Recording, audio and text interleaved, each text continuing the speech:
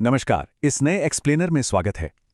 देखिए, झारखंड का कोडरमा जिला वैसे तो ये अपनी खदानों और घने जंगलों के लिए मशहूर है ना?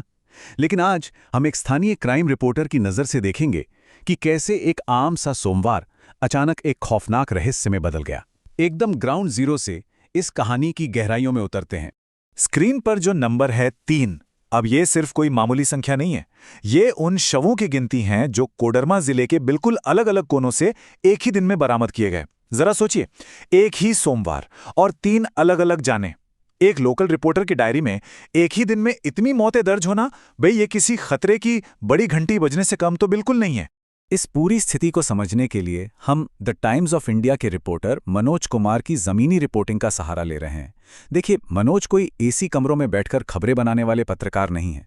उनकी रोज़ की बीट में शामिल है ज़मीनी हकीकत, लोकल प्रशासन, दर्दनाक सड़क हादसे, इंसानों और जानवरों का संघर्ष और हाँ, खनन माफियाओं पर होने वाली कार्रवाई।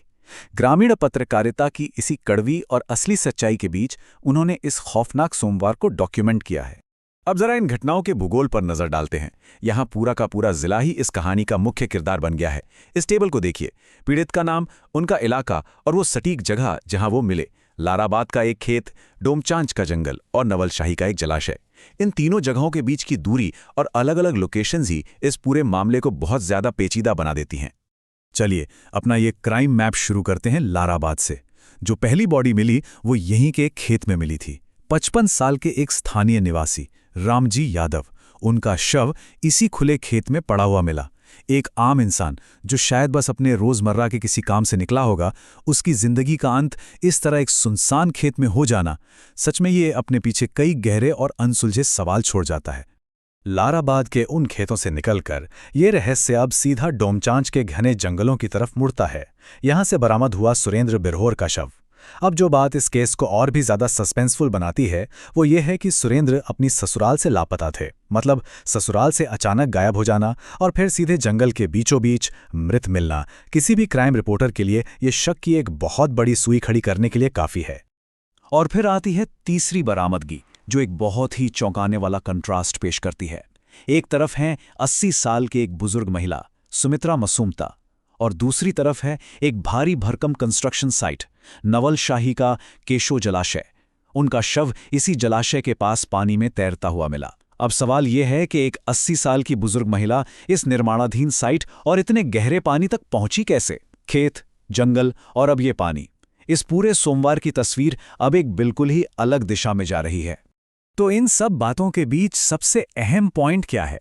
वो ये है कि पुलिस अब इन तीनों मामलों की जांच कर रही है। यही एकलौता तथ्य है जो इन 3 बिल्कुल अलग अलग लोकेशंस, खेत, जंगल और जलाशय को एक धागे में पिरोता है। पुलिस अब इन तीनों मौतों के पीछे के सच को सामने लाने के लिए पूरी तरह से एक्शन में है। और सच कहूं तो एक क्राइम रिपोर्टर की डायरी में असल काम इसी बिंदु से शुरू होता है। पुलिस की भाषा में कहें तो अब इन मामलों की प्रोब यानी गहन जांच चल रही है। इसका मतलब है किसी जुर्म या मामले की सच्चाई को बाहर लाने के लिए होने वाली डीप इन्वेस्टिगेशन। और यही वो वर्तमान स्थिति है जो लाराबाद, डोमचांच और नवलशाही तीनों जगह लागू होती है। देखिए, लोकल क्राइम रिपोर्टिंग का यही उसूल है। शुरुआती तथ्य अक्सर अपने पीछे दर्जनों अनसुलझे सवाल छोड़ जाते हैं। अब पुलिस की ये जांच ही तय करेगी कि क्या इन मौतों के बीच कोई कनेक्शन है या ये सिर्फ एक बेहद खौफनाक इत्तेफाक था।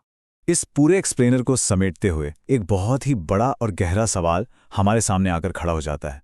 कोडरमा में एक ही सोमवार को एक खेत, एक जंगल और एक जलाशय के बीच आखिर क्या कनेक्शन हो सकता है? क्या ये सच में 3 अलग अलग और दुर्भाग्यपूर्ण घटनाएं थीं जो बस एक ही दिन घट गई, या फिर इस शांत से जिले की सतह के नीचे कुछ और ही बड़ा खेल चल रहा है? खैर, जैसे जैसे पुलिस की जांच आगे बढ़ेगी, आने वाले दिनों में और भी सच सामने आएंगे। इस एक्सप्लेनर के साथ जुड़ने के लिए बहुत बहुत शुक्रिया। आगे के अपडेट्स पर नजर बनाए रखना वाकई दिलचस्प होगा।